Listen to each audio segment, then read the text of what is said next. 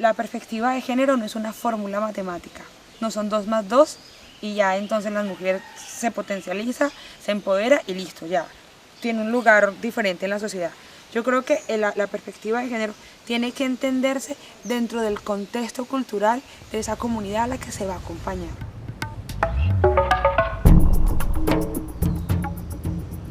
Nuestra estrategia en Colombia es un conjunto integral de diferentes acciones.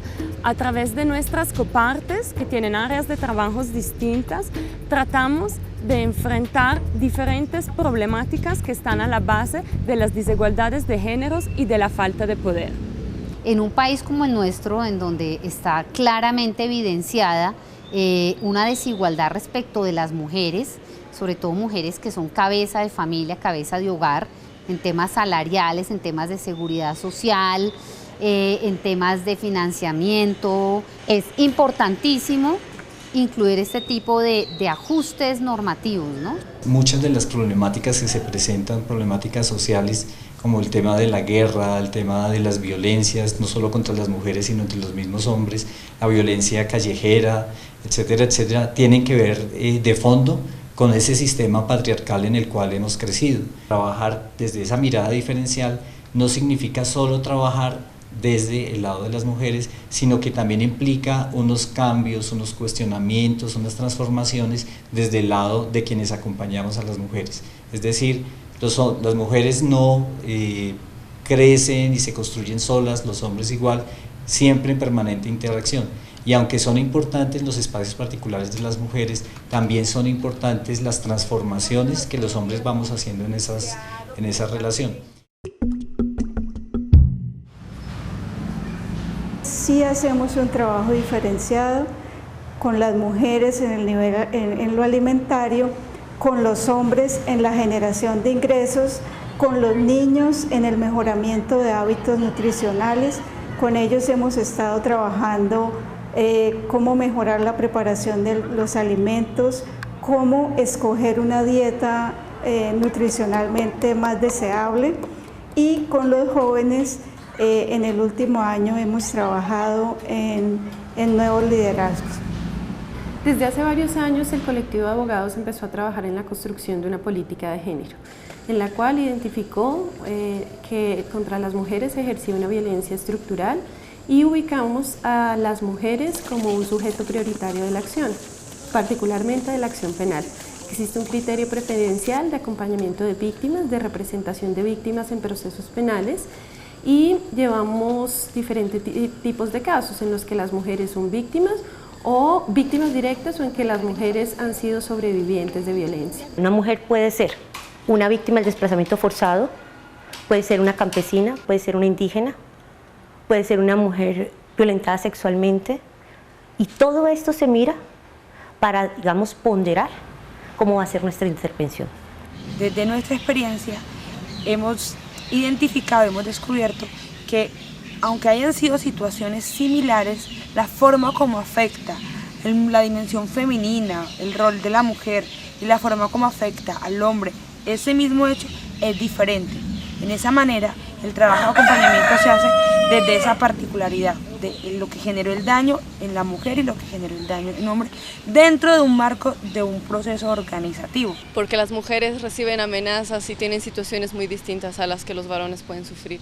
Entonces no podemos pensar que el acompañamiento tiene que ser por igual. Y además que las mujeres normalmente suelen ser pilares de familia, y por este espacio se necesita dar el acompañamiento.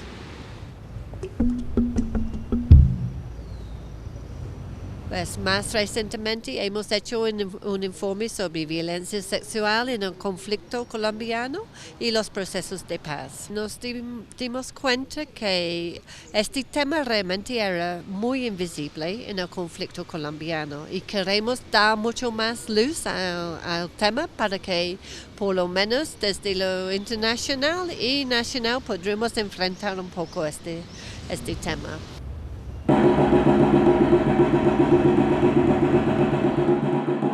Algunos de los casos que hemos acompañado recientemente se refieren a violencia sexual contra mujeres indígenas.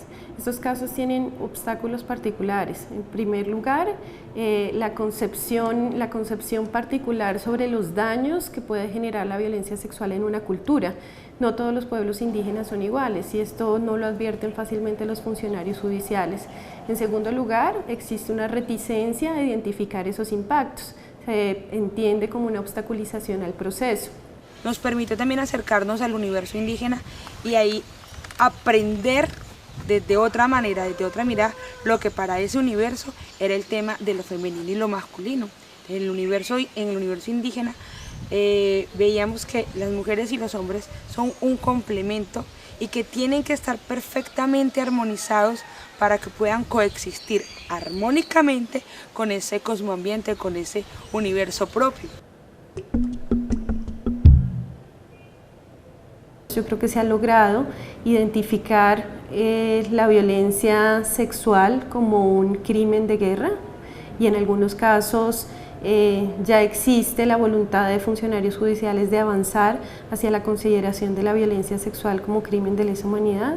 Es un gran logro cómo se ha posicionado las vocerías femeninas en este espacio, principalmente para intervenir ante procesos organizativos campesinos, de víctimas indígenas hasta de afros. Hemos podido visibilizar en organizaciones donde están hombres y mujeres cuál es el impacto que reciben los hombres y mujeres ante amenazas o situaciones diferentes y que en un espacio de discusión los hombres puedan percibir que para las mujeres de pronto no es la misma respuesta, no va a ser la misma situación y así como complementar, como generar un apoyo, hacer más sólida la red.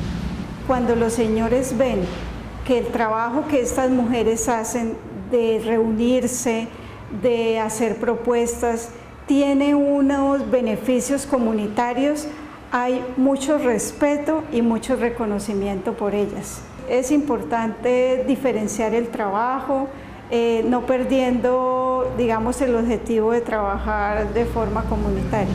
Nosotras como mujeres aquí casi hemos sido gran parte de las que asumimos la responsabilidad de cómo llevar este proceso de la organización, que no nos quedemos quietas, que sigamos luchando. Nosotros decimos, y en una reunión decimos, en alguna asamblea, así seamos 4, 5, 6 personas, pero que este proceso no lo vamos a dejar acabar. Todos somos parte de este contexto en el cual hay estructuras visibles e invisibles que permiten que la desigualdad de género se repita. Somos parte del problema, así como somos parte de la solución.